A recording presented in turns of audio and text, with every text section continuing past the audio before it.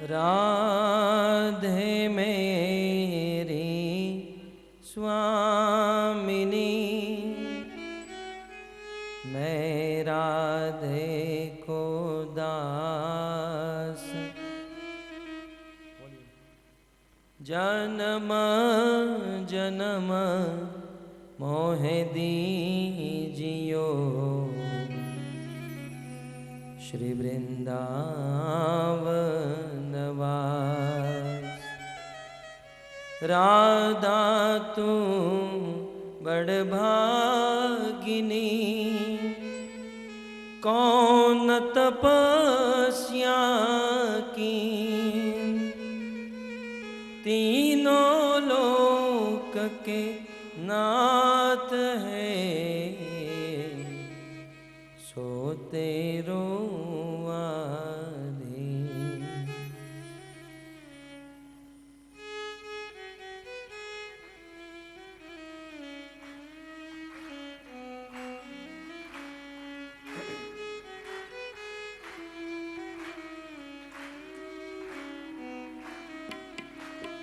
जय राधा माधव कुंज बिहारी,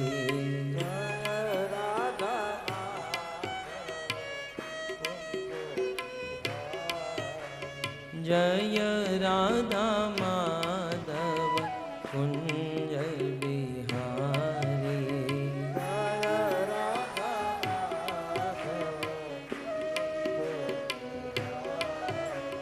जय राधा माधव कुंज बिहारी,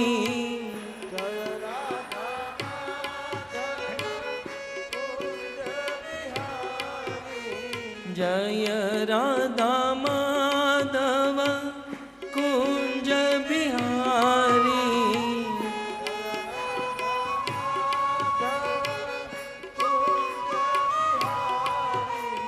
गोपी जन वल्लभ गिरिवर धारी,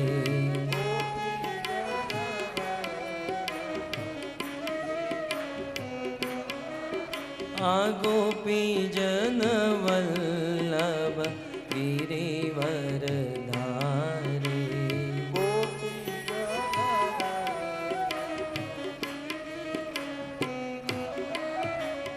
जय राधा माधव कुंज बिहारी,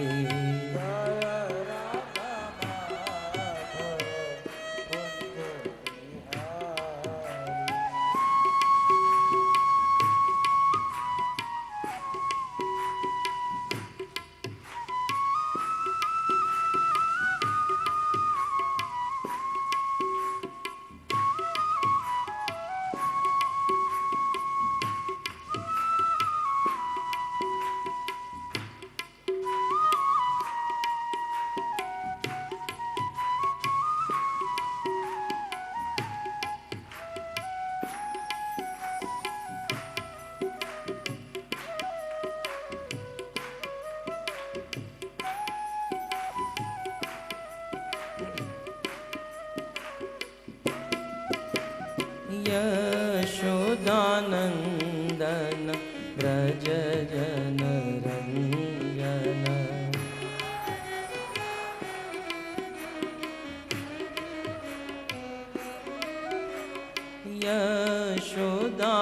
यशोदानंदन ब्रज जन रंजन।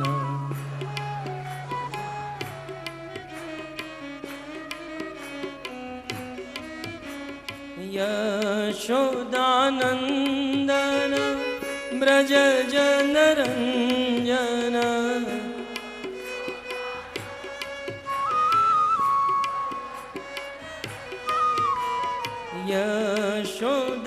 यशोदानंदन ब्रज जन रंजन।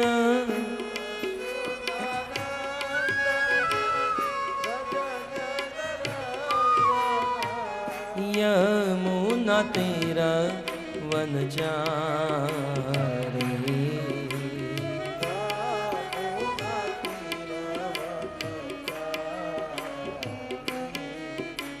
यमुना तीर वनचारी।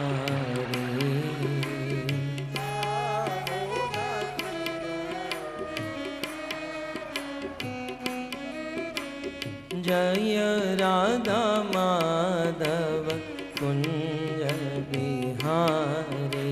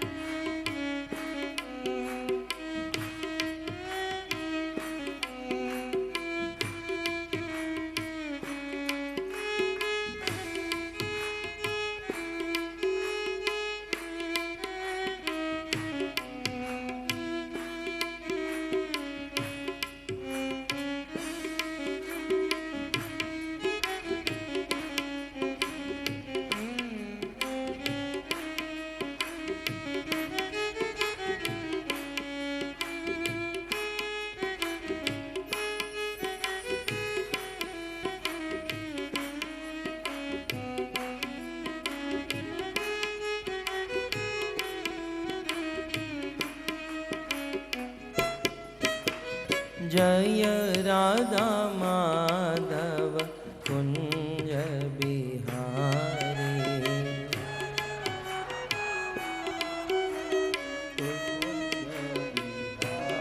भज गोविंद गोविंद गोपाला। गाइए प्रेम से।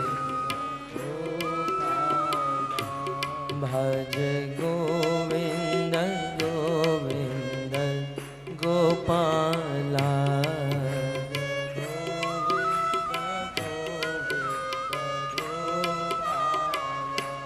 भज मुरली मनोहर नंदलाला।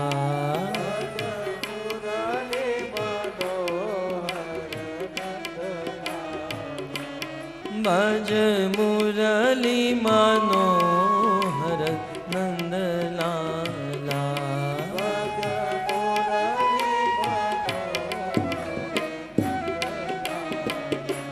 भज गोविंद गोविंद गोपाला।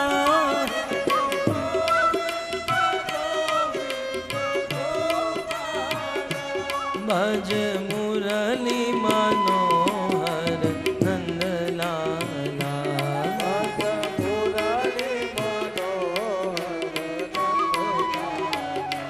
भज मुरली मनोहर नंदलाला।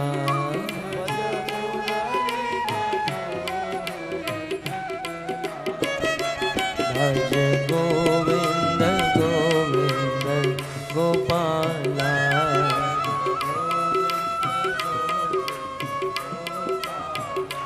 भज गोविंद गोविंद गोपाला।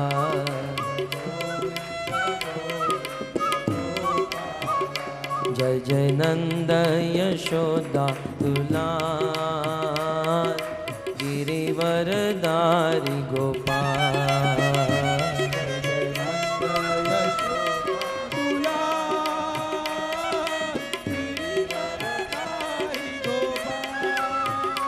गोपाल गोपाल गोपाल गोपाल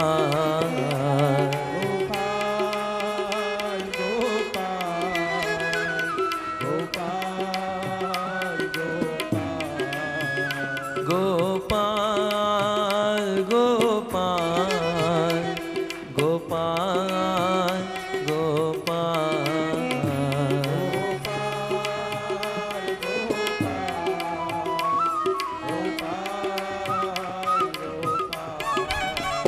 जय जय नंद यशोदा दुलार गिरिवरदारी गोपाल।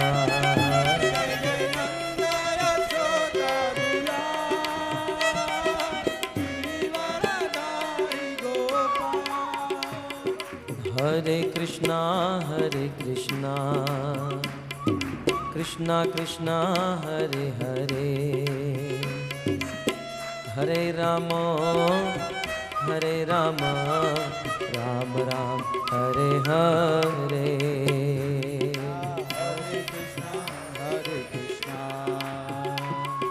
कृष्णा कृष्णा हरे हरे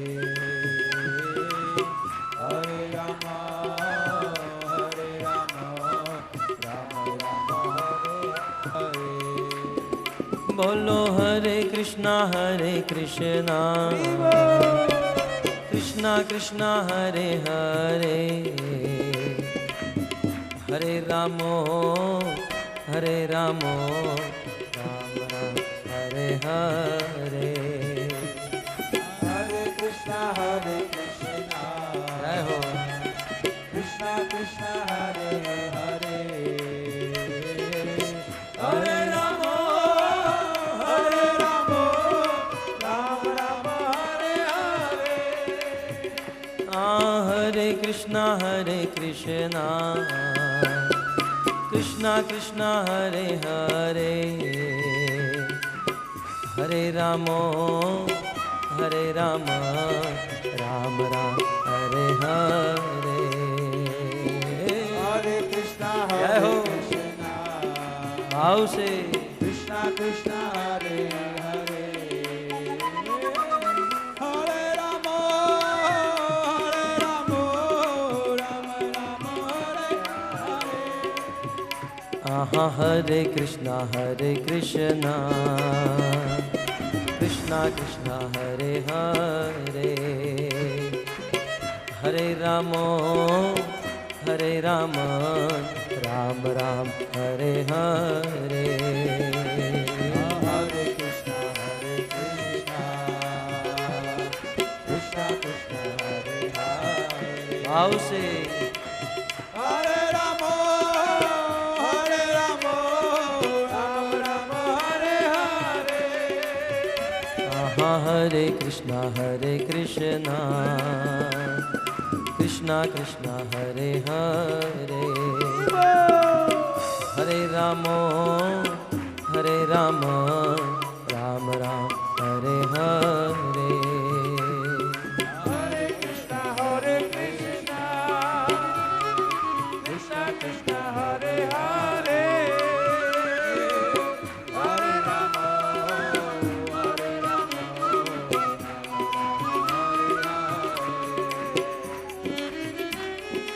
नाम महाधन है अपनो नहीं दूसरी संपत्ति और कमानी नाम महाधन है अपनो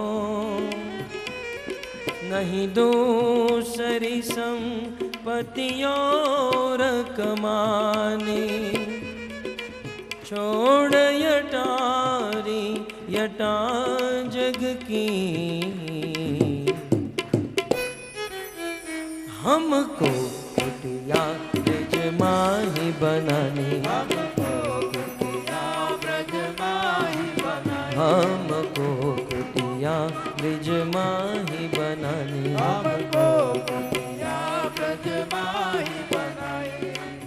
टूक मिले रसिकों की सदा और पीबन को यमुना जल पानी टूक मिले रसिकों की सदा और पीबन को यमुना जल पानी हमें औरन की परवाह नहीं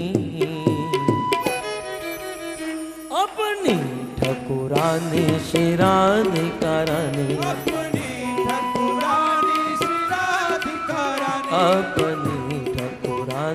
शिराधिकारानी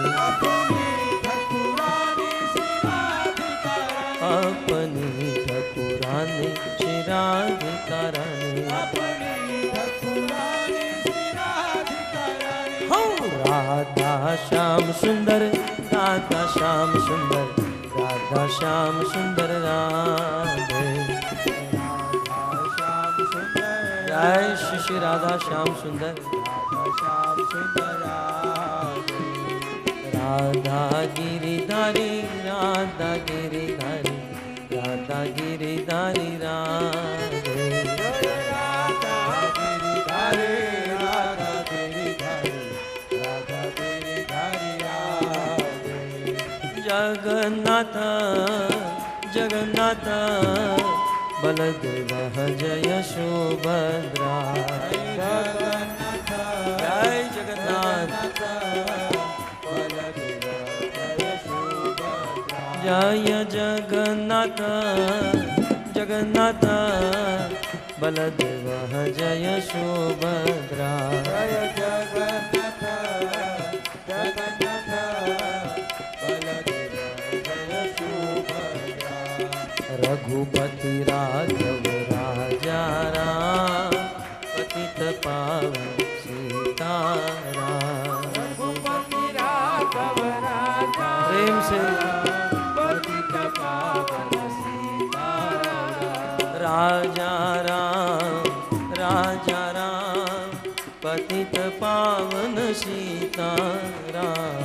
राजा राम, राजा राम, पतित पावन सीताराम।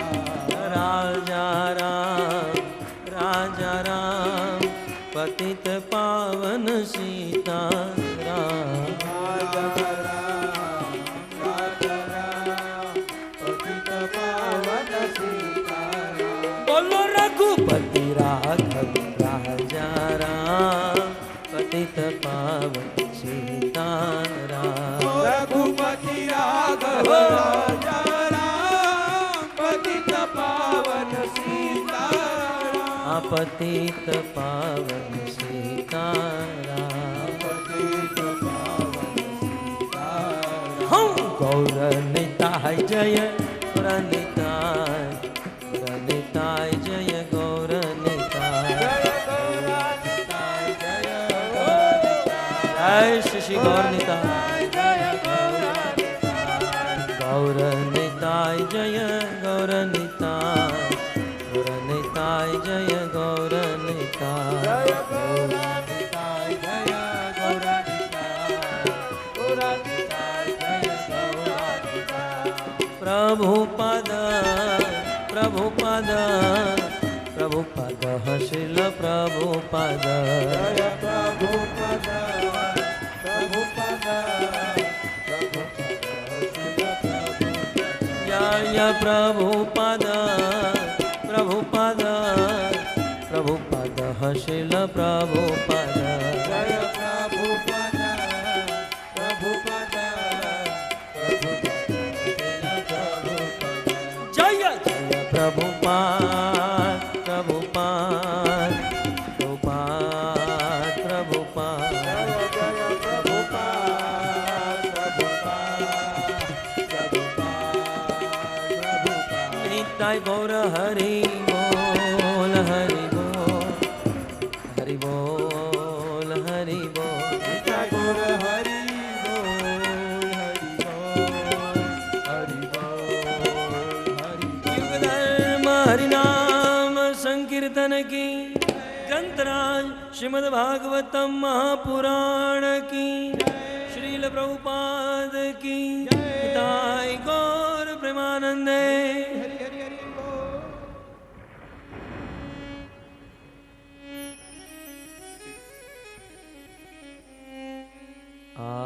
आराध्यो भगवान् ब्रजेश तनय, तद्धाम वृन्दावन, रम्या काचिदुपासना ब्रजबधू वर्गेण या कल्पिता। श्रीमद्भागवतं प्रमाणममलं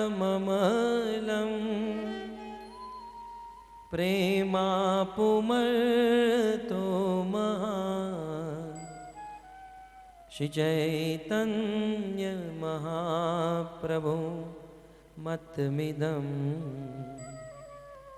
तत्रादरो नः पर श्री चैतन्य महाप्रभु मतमिदं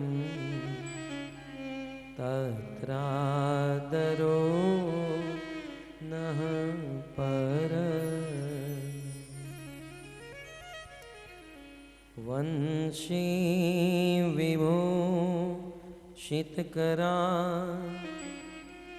नवनीरदाभा पीताम्बरदरुणबिं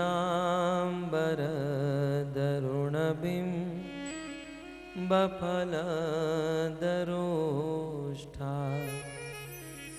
पूर्णेन्दुसुन्दरमुखा अरविन्दनेत्रा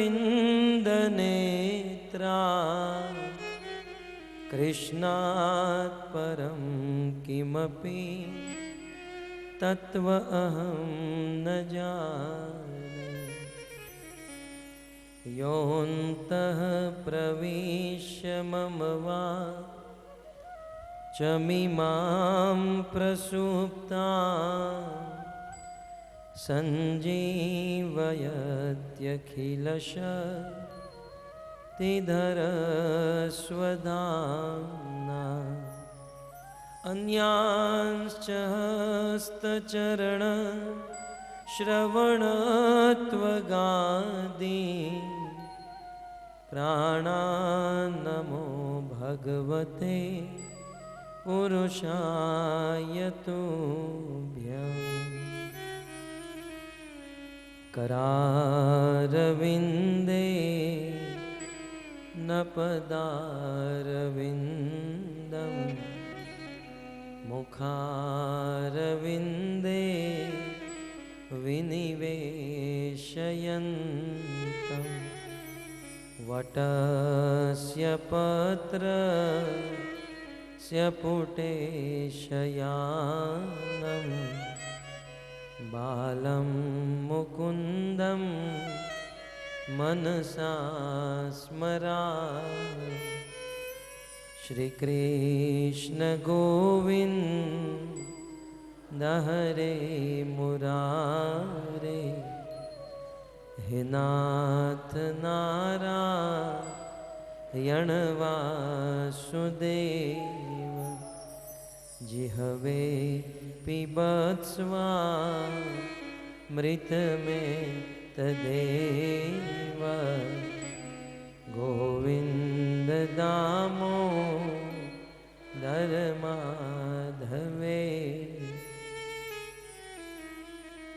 जय जय श्री राधा रमण जय जय नवल किशोर जय गोपीचित चोर प्रभु जय जय माखन चोर श्री कृष्णचंद्र भगवान की। परम सौभाग्य आज पवित्र पौष मास शुक्ल पक्ष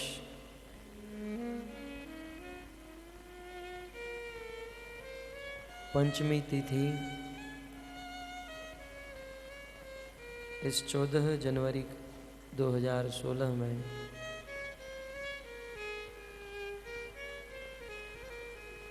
पुनः मुंबई बोरीवली में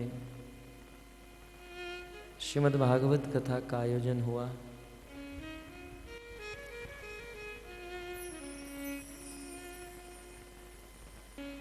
इस कथा का आयोजन करने वाले हमारे मित्र समान बड़े भाई की तरह जिनका स्थान है अमित व्यास, अमित भाई को हम धन्यवाद देते हैं। बहुत सुंदर कथा का आयोजन यहाँ पर उन्होंने किया है और साथ ही साथ यहाँ पर उपस्थित आप समस्त भागवत अनुरागी श्रोताओं का धन्यवाद करते हैं।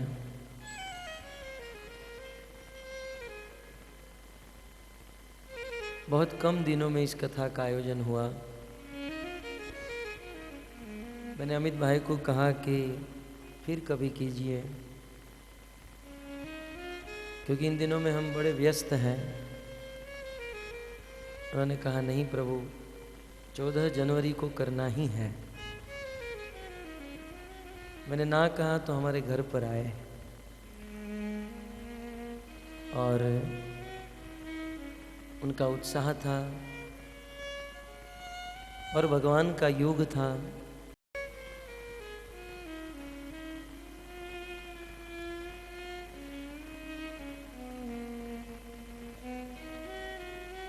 और साथ ही साथ यहाँ पर उपस्थित हमारे गरुड़ध्वज प्रभु, ये हमारी पूरी टीम,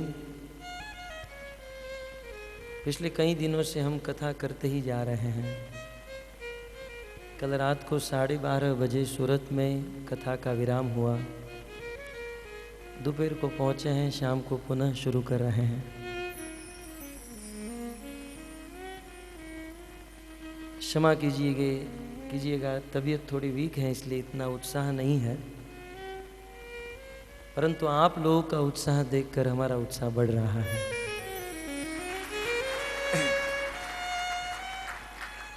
बहुत कम दिनों की जानकारी में भी इतने सारे लोग यहाँ पर उपस्थित हुए। आप सभी भक्तों का धन्यवाद। आइए हम प्रारंभ करते हैं। अमित भाई की इच्छा है कि आप इन 5 दिनों में भागवत के प्रत्येक विषयों को कहिए। वैसे हमारी इच्छा थी कि किसी एक टॉपिक के ऊपर यहाँ पर बोला जाए और हमने टॉपिक भी दिया था, भारत देश के ऋषियों की जिज्ञासा। उन्होंने कहा प्रथम बार हम कथा कर रहे हैं इसलिए आप पूरी कथा सुना दीजिए और अगली बार जब करेंगे तब आप किसी टॉपिक के ऊपर कीजिएगा। और भगवान की इच्छा उनके भक्तों के मुख से प्रकट होती है। सूरत में कथा हुई। कथा के दौरान समीक ऋषि के पुत्र श्रृंगी ऋषि ने महाराज परीक्षित को श्राप दिया और समीक ऋषि ने गौर मुनि नाम के अपने शिष्य को भेजा, जाओ परीक्षित को कहो तुम्हें 7 दिन में मरना है। जैसे ही महाराज परीक्षित को पता चला कि श्रृंगी ऋषि ने मुझे श्राप दिया है, भक्तों हमें यदि किसी ने श्राप दिया होता कि आप 7 दिन में मर जाओगे, हम उनके बारे में कितना बुरा सोचेंगे। शराब की छोड़िए, कोई गाली भी दे देता है तो हम बिल्कुल लाल पीले हो जाते हैं। मारने की बात तो दूर रही, कोई अपशब्द कोई गाली भी दे देता है, सोचते हैं कि एक ना एक दिन तो ये आएगा, मैं बदला लूंगा। लेकिन धन्य है महाराज परीक्षित, धर्मात्मा थे, भक्त थे। जैसे ही सुना श्रृंगी ने मुझे श्राप दिया है 7 दिन में मरने का, यद्यपि महाराज परीक्षित का कोई अपराध नहीं था, कोई दोष नहीं था, फिर भी उस ऋषि ने श्राप दिया। महाराज परीक्षित ने सोचा कि ऋषि के द्वारा श्राप मिला है, 7 दिन में मरना है। भले मैं इस बात को नहीं समझ पा रहा हूं, लेकिन हो न हो ऋषि के मुख से भगवान की इच्छा हो रही है। भगवान की इच्छा ही आज इस ऋषि के मुख से प्रकट हुई है। ये श्रृंगी का श्राप नहीं, ये मेरे ईश्वर का वरदान है। कई बार बड़े बड़े संत साधु महात्मा कुछ बोलते हैं या कभी डांट भी देते हैं, तत्कालीन उस समय हमें ज्ञात नहीं होता है, परंतु संतों का डांटना या संतों का श्राप भी देना ये शिष्यों के लिए या जीवों के लिए उपादेय होता है। क्योंकि भगवान जब अपने भक्त पर करुणा करते हैं, कृपा करते हैं, तो किसी भक्त के माध्यम से कराते हैं। तो हम तो भक्तों कृष्ण के दास कम हैं, भक्तों के दास अधिक हैं। और सच कहें, कुछ लोग कहते हैं प्रभु जी इतनी कथा करते हैं आप, इतना घूमते हैं, आपकी तबीयत, आपका स्वास्थ्य, सच कहें तो हमारा जीवन आप जैसे भक्तों की कृपा से ही चल रहा है।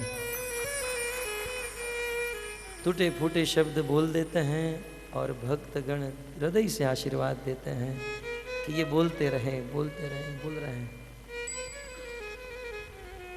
तो भगवान ने हमारे अमित भाई के मुख से ये प्रेरणा कराई कि आप संपूर्ण भागवत के ऊपर कथा कीजिए।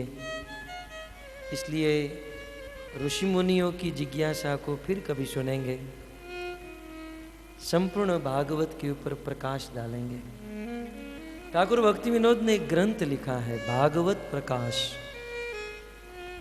और ठाकुर भक्ति विनोद ने उस ग्रंथ में श्रीमद् भागवत के मुख्य मुख्य विषयों को प्रस्तुत किया है, प्रकाशित किया है। तो आइए उसी के आधारित श्रीमद् भागवत के कुछ मुख्य मुख्य विषयों को हम सुनेंगे और उस भागवत के विषयों के द्वारा हम कुछ उपदेश, कुछ सिद्धांत, कुछ शिक्षाएं हमारे जीवन में उतारेंगे। भक्तों, ये भागवत मात्र कोई मनोरंजन नहीं है, भागवत कोई वार्ता नहीं, जैसे गुजराती में कहते हैं ना वार्ता रे वार्ता, बाबा ढोर चारता, ये वार्ता रे वार्ता नहीं। श्रीमद् भागवत हृदय परिवर्तन करने वाला ग्रंथ है। भागवत व्यक्ति को शांति और समाज में क्रांति लाने वाला ग्रंथ है। श्रीमद् भागवत, गोपाल भाई ने कहा कि यहाँ पर कुछ मनमुटाव चल रहे हैं, हमें तो पता नहीं, लेकिन उन्होंने कहा। और वास्तव में गोपाल भाई का जीवन पहले से ही संस्कृतिमय रहा, और अमित भाई को तो कहना ही क्या है। मैं अमित भाई के बारे में कहूँ, मेरा प्रथम मिलन वीर सावरकर उद्यान में हुआ था, और किसी ने इंट्रोडक्शन कराया कि अमित भाई इसके ट्रस्टी हैं। मैंने कहा आप ट्रस्टी हो? मेरा प्रथम मिलन था। बोले हाँ। मैंने कहा तो मेरा एक निवेदन है, इस वीर सावरकर उद्यान में रोज सुबह 5 बजे फिल्म के गाने बजते हैं। रोज आदमी सुबह उठकर कुछ भगवान का ध्यान, भगवान का नाम, और ये पिक्चर के गाने बजते हैं। अमित भाई ने तुरंत उस आदमी को बुलाया और आदेश दे दिया पिक्चर के गाने नहीं होने चाहिए। उस दिन से उनकी एक छवि हमारे हृदय में बैठी, और फिर जब उनका निमंत्रण और ये आयोजन, तो इनके संस्कार, इनके पूर्वजों के पुण्य, ये सब कुछ, ये सब का सार है भागवत। मैं अक्सर कहता हूँ, कई बार ऐसा लिखा जाता है, कहा जाता है कि हमारे पितृ मोक्ष के लिए, पितरों का उद्धार के लिए, पितरों को पुण्य करने के लिए हम भागवत का आयोजन कर रहे हैं, परंतु ये बिल्कुल गलत है। श्रीमद् भागवत का आयोजन पितरों को पुण्य देने के लिए नहीं होता, पितरों के पुण्य के फल स्वरूप भागवत का आयोजन होता है। हमारे माता पिता ने, हमारे पूर्वजों ने जो पुण्य किए हैं, उस पूर्वजों के, पितरों के पुण्य का फल है भागवत। मैं शास्त्रीय भाषा में कहूं तो वेदव्यास मुनि कहते हैं, भाग्योदयेन बहु जन्म समार्जितेन सत्संगम च लभते पुरुषः यदा वै। अनंत अनंत जन्मों के भाग्य, पुण्य और सुकृति का जब उदय होता है, तब जाकर ऐसी कथा का आयोजन किया जाता है। भक्तों, पितरों के पुण्य के फल स्वरूप भागवत का आयोजन होता है, तो फिर प्रश्न हो सकता है, तो फिर भागवत का फल क्या है? पूर्वजों के पितरों के पुण्य का फल है भागवत, तो फिर भागवत सुनने का फल क्या है? पितरों के पुण्य का फल है भागवत, और भागवत सुनने का फल है कृष्ण प्रेम, भगवत प्रेम।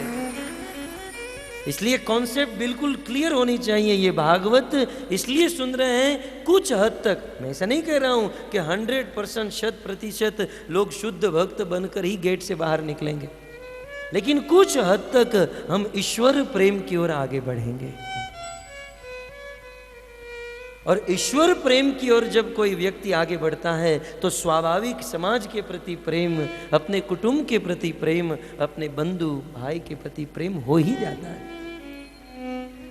ईश्वर प्रेम हो गया तो संसार में सबसे प्रेम हो जाएगा। भागवत प्रेम प्रकट करने, इसलिए चैतन्य महाप्रभु प्रेमा पुमर्थो महान, मनुष्य जीवन का सबसे बड़ा लाभ यही है कि इस मनुष्य जीवन में जीते हुए मरने से पहले ईश्वर के प्रति, भगवान के प्रति प्रेम उत्पन्न करें। तो भक्तों, भागवत का फल है प्रेम। और एक बात गोपाल भाई ने कही कि यहाँ पर कुछ झगड़े चल रहे हैं। ये झगड़ा है तो कलयुग का स्वरूप है, कोई नई बात नहीं है। मतभेद, मनभेद, क्लेश, कलह, झगड़ा, ये तो कलयुग का स्वाभाविक स्वरूप है।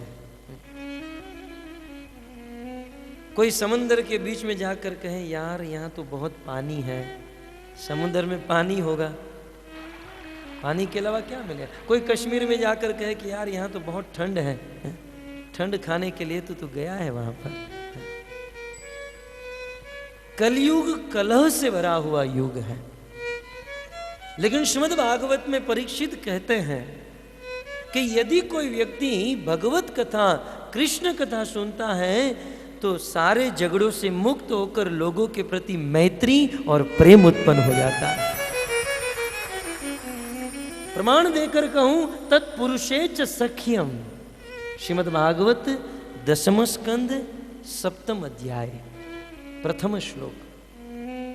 परीक्षित कहते हैं कृष्ण कथा सुनकर, भगवत कथा सुनकर तत्पुरुषे, भगवान के जो अंश जीव है, मनुष्य है, तत्पुरुषेच सख्यम, उसमें साख्य भाव, प्रेम भाव उत्पन्न हो जाता है।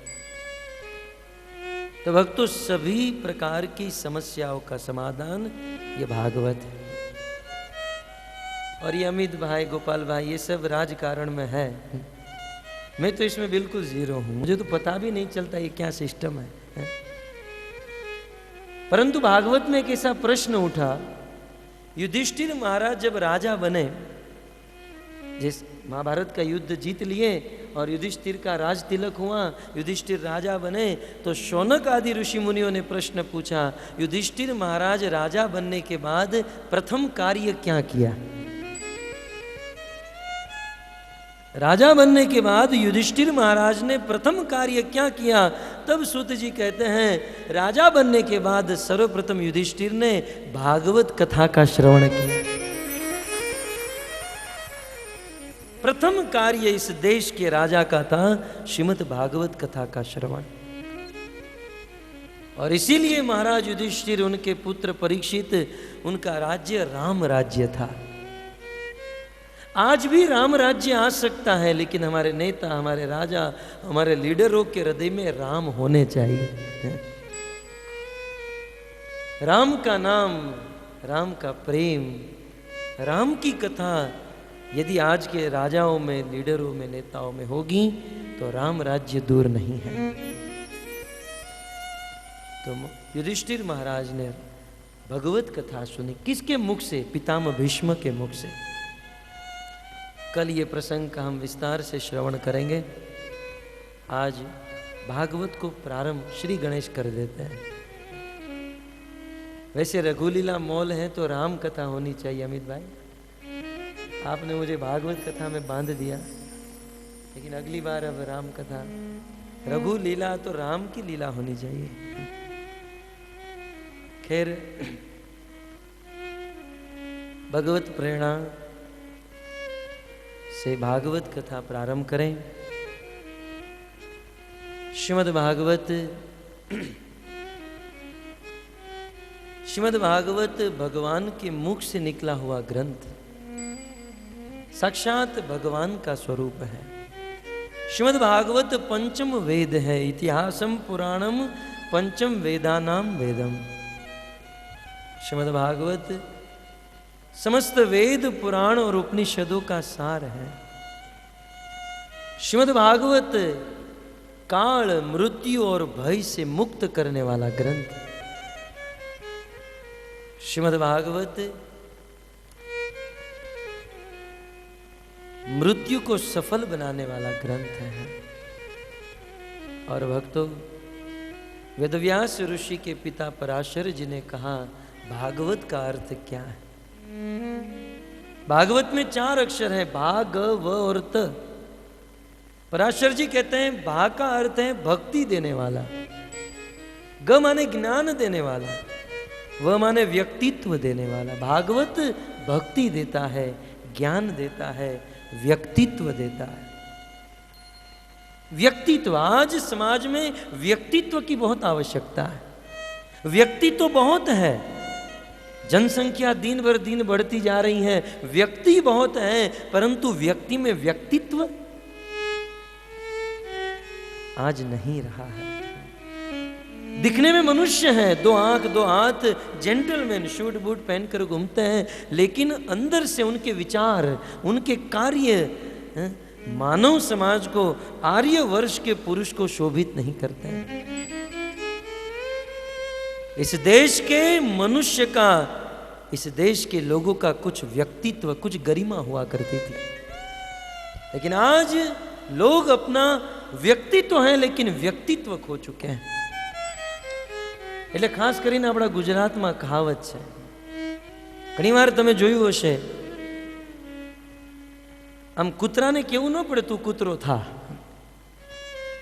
એ કૂતરો જ હોય, તમે એને રોટલો આપો તો એ લઈને ભાગી જાય, એની ગલીમાં જાઓ તો એ ભોંકે, કૂતરાને કેવું ન પડે તું કૂતરો થા,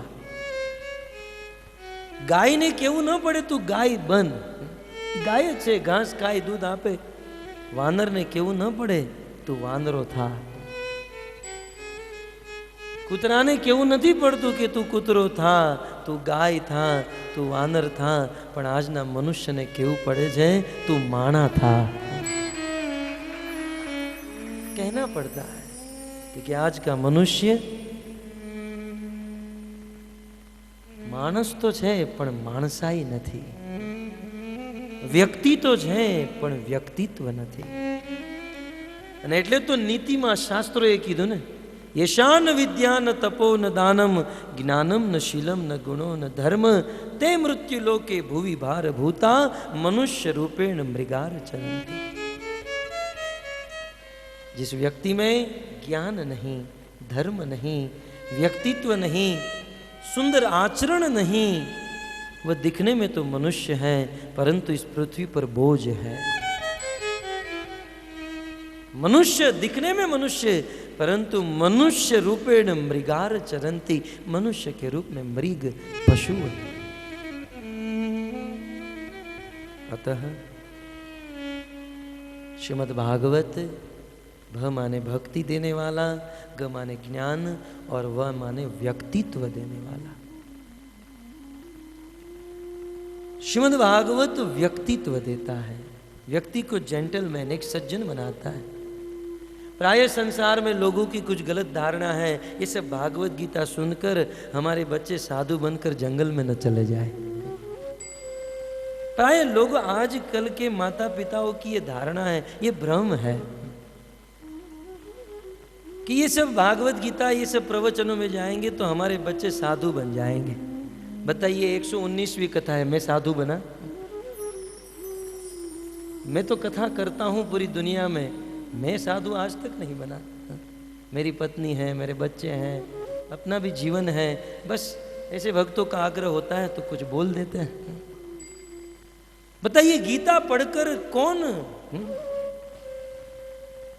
अर्जुन तो अपना सब कुछ छोड़ना चाहता था, लेकिन भगवान ने अर्जुन को अपने कर्म में लगाया। ये भागवत गीता रामायण इन ग्रंथों का सिद्धांत समाज को छोड़ना नहीं है, इन सब ग्रंथों का सिद्धांत समाज पर बोझ बनना, समाज पर भार बनना नहीं है। ये सब ग्रंथ, ये सब कथा सिखाते हैं समाज में रहकर किस प्रकार अच्छी तरीके से आचरण करे, एक सज्जन बनकर, जेंटलमैन बनकर किस प्रकार से हम समाज में पेश आए। भक्तों, भक्ति का अर्थ ये नहीं है बस मुंडन करो, धोती कुर्ता पहनकर घूमो, नहीं। इस देश का अच्छा नागरिक बनने के लिए सबको पुलिस की वर्दी पहनने की जरूरत नहीं है। यदि इस देश की गवर्नमेंट के रूल्स और रेगुलेशन को फॉलो करोगे तो अच्छे सिटीजन माने जाओगे। ठीक उसी प्रकार भक्त बनने के लिए, साधु बनने के लिए सबको ये धोती कुर्ता, मुंडन और मंदिर में बैठने की जरूरत नहीं। भागवत सुनकर, गीता सुनकर, रामायण जैसे ग्रंथों को सुनकर वे गुण को जीवन में उतारे, सज्जन बने, दुर्गुण को छोड़े, घर पे रहकर भी वो साधु है, वो पवित्र है, वो सज्जन है। भक्तों, तो ये भागवत भक्ति, ज्ञान, व्यक्तित्व और तत्व ज्ञान प्रदान करने वाला ग्रंथ है। हमारे पूर्व के समय में इस देश में एक बहुत सुंदर भागवत आचार्य हुए। वैसे तो उनका शरीर, उनका जन्म महाराष्ट्र में हुआ, परंतु गुजराती भाषा पर उनकी इतनी पकड़ थी, बहुत सुंदर गुजराती भाषा में भागवत कथा करते थे।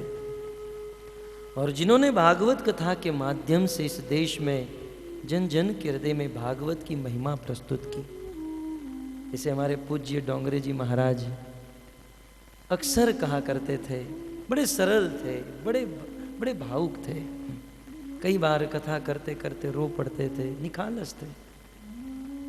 हमें सौभाग्य मिला है उनकी कथा सुनने का। डोंगरे जी महाराज घणी वार कहता, भागवतનો अर्थ શું? ભાગવત એટલે શું? આપણી સરળ ગુજરાતી ભાષામાં એ કહેતા, ભાગવત એટલે ભાગવત, 4 અક્ષર છે ને ભાગવતમાં। ભ એટલે જેને ભણી શકાય, ગ એટલે જેને ગણી શકાય, વ એટલે જેનાથી જીવનને વણી શકાય, અને ત એટલે જેનાથી જીવનને તારી શકાય। આ છે ભાગવત, ये है भागवत। तो भक्तों, ऐसा दिव्य भागवत, ऐसी दिव्य कथा आज श्रवण करने का अवसर हम सबको प्राप्त हुआ है।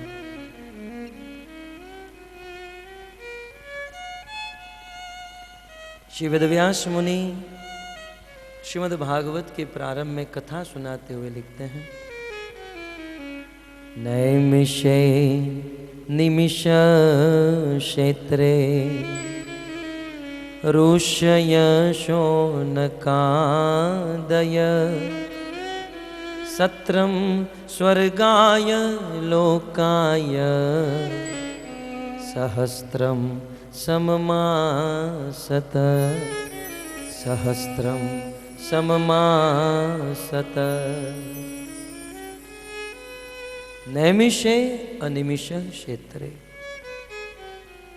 श्रीमद् भागवत कथा प्रारंभ करते हुए प्रथम श्लोक के प्रथम शब्द में नैमिषारण्य शब्द आया।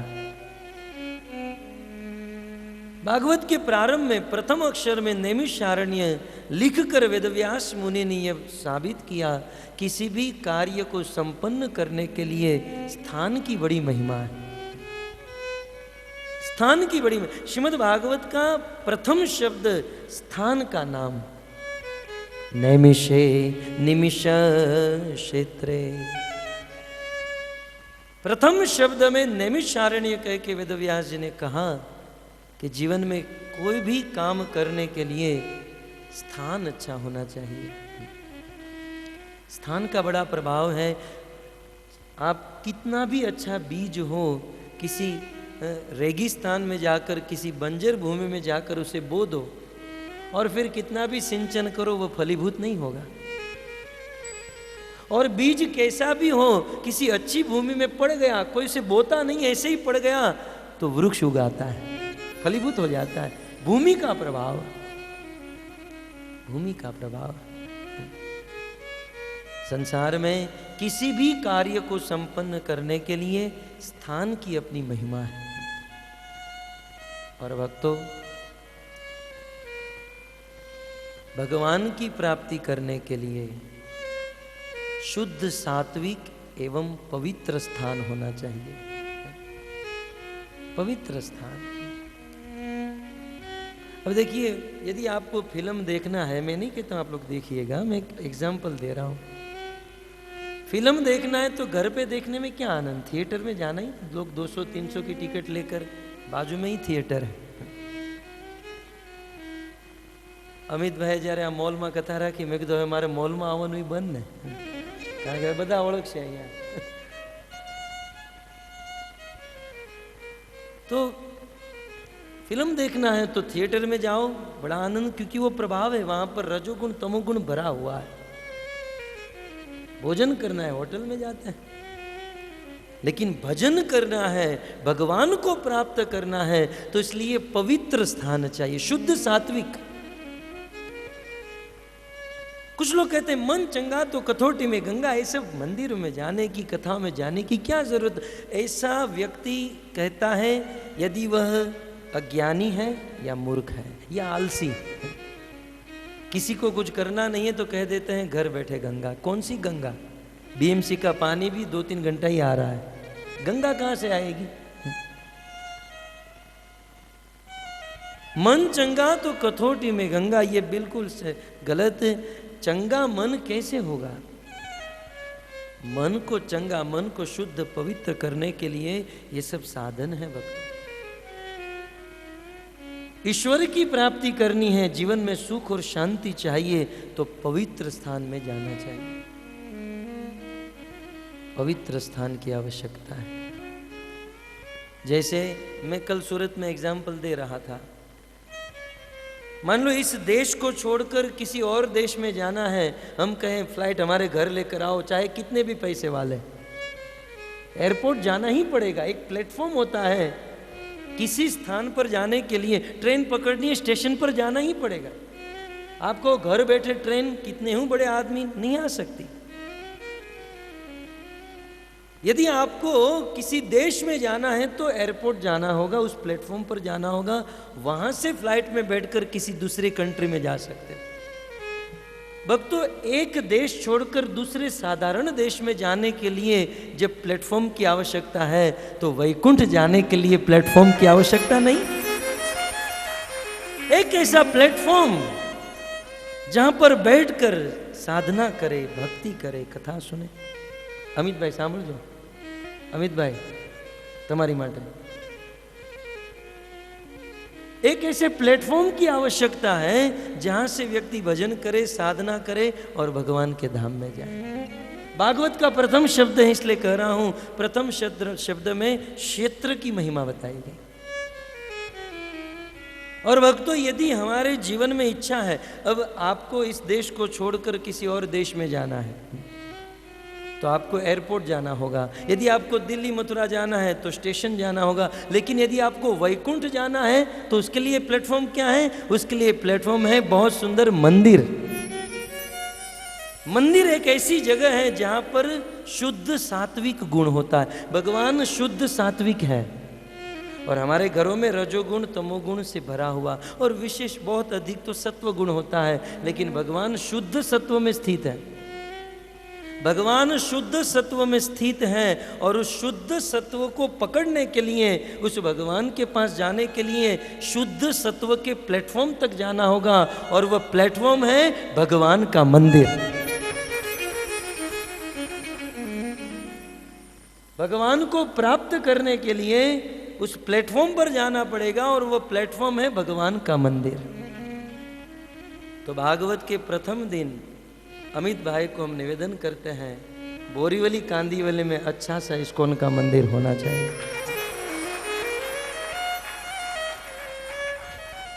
वैसे मुझे कह चुके हैं, फिर भी मैं याद करा रहा हूं।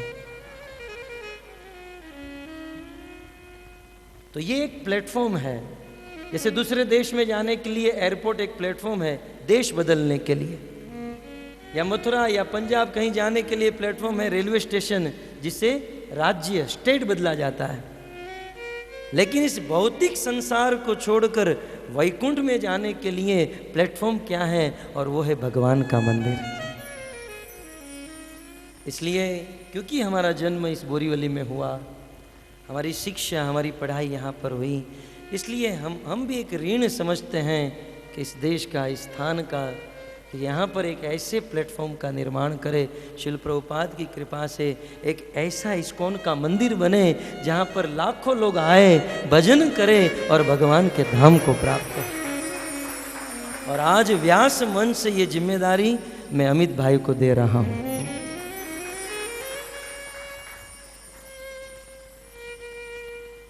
तो भक्तों आइए, नैमिषारण्य क्षेत्र में समस्त ऋषि मुनि, इस देश के सभी ऋषि मुनि एकत्रित हुए। ऋषि मुनियों ने सोचा कि द्वापर का अंत हो रहा है, कलयुग प्रारंभ हो रहा है, और कलयुग में अनेकों प्रकार के दोष, अनेकों प्रकार की दुविधा, अनेकों प्रकार का आतंक होगा। इसलिए इस देश के ऋषि मुनियों ने यह सोचकर कि इस संसार में विश्व शांति लाएंगे, और विश्व शांति लाने हेतु यज्ञ करना चाहते थे। और यज्ञ करने के लिए पवित्र भूमि होनी चाहिए, किसी भी कार्य को संपन्न करने के लिए क्षेत्र, पवित्र भूमि। निवेदन किए है, ब्रह्मा जी आप इस संसार में ऐसे स्थान का निर्देशन कीजिए जहां पर कलयुग का प्रभाव न हो। उसी समय ब्रह्मलोक में ब्रह्मा जी ने मनोमय चक्र का निर्माण किया, ब्रह्मलोक से छोड़ा, और वह चक्र घूमते घूमते लखनऊ से लगभग 80-90 किलोमीटर दूर आकर गिरा। उस चक्र की वहां पर नौमिक क्षीण हुई, इसलिए उस स्थान का नाम हुआ नैमिषारण्य। उस क्षेत्र में निमिष नाम के अनेक ऋषि मुनि रहते थे, इसलिए उस क्षेत्र का नाम हुआ नैमिषारण्य। निमिष नाम के अनेकों वृक्ष हुआ करते थे, इसलिए भी उस क्षेत्र का नाम हुआ नैमिषारण्य।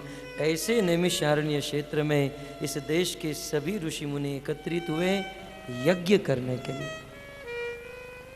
इसलिए कहते हैं नैमिष निमिष क्षेत्रे रोषय शोनकादय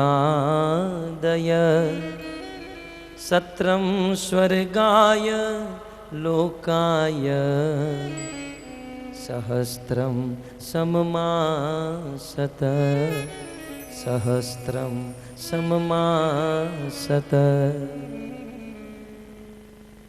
नैमिषारण्य क्षेत्र में इस देश के लगभग 88,000 ऋषि मुनि थे, एकत्रित हुए विश्व शांति हेतु यज्ञ करने के लिए। और यज्ञ कितनी देर तक करने वाले थे? सत्रम स्वर्गाय लोकाय सहस्त्रम सममासत। 1000 वर्ष तक यज्ञ करना चाहते, 1000 वर्ष तक। ऋषि मुनियों ने संकल्प लिया, यज्ञ प्रारंभ हुआ, यज्ञ की ध्वनि उठने लगी, वेदों के मंत्र का उच्चारण होने लगा, यज्ञ का धुआं उठने लगा, और हो हम स्वाहा स्वाहा करने लगे। धीरे धीरे दिन, महीने, साल बीतते गए। एक दिन की बात, देश के समस्त ऋषि मुनि यज्ञ कर रहे हैं, और यज्ञ करते करते एक दिन सूत जी कहते हैं तो एकदा तू मुनय प्रातरहु तहुताग्नय सत्कृतं सूतमासीनं प्रपच्छु इदमादरा प्रपच्छु इदमादरा। एक ऋषि मुनि वहां पर आए और उन्होंने एक समाचार दिया, एक न्यूज दिया कि हमारे नैमिषारण्य क्षेत्र में रोमहर्षण सूत के पुत्र बलराम जी के कृपा पात्र भागवत के परम वक्ता श्री उग्र श्रवा सूत पधार रहे हैं। सुखदेव गोस्वामी के मुख से भगवत कथा श्रवण करके श्री सूत जी जो भागवत के परम वक्ता है, ये हमारे नैमिषारण्य क्षेत्र में आ रहे हैं। सारे ऋषि मुनियों ने यज्ञ बंद किया और एक बहुत बड़ी मीटिंग हुई। इस देश के ऋषि मुनियों के द्वारा एक मीटिंग हुई, और मीटिंग का एक ही एजेंडा था। एजेंडा यही था कि हम लोग यज्ञ तो कर रहे हैं, लेकिन भागवत के परम वक्ता सुत जी हमारे क्षेत्र में आ रहे हैं, तो अब हमें यज्ञ करना चाहिए कि उनके मुख से भागवत कथा सुननी चाहिए। तो समस्त ऋषि मुनियों ने एक साथ एक स्वर से निर्णय लिया, यदि सूत जी भागवत के परम वक्ता यहाँ पर आ रहे हो तो यज्ञ को बंद करके उनके मुख से हमें कथा सुननी चाहिए।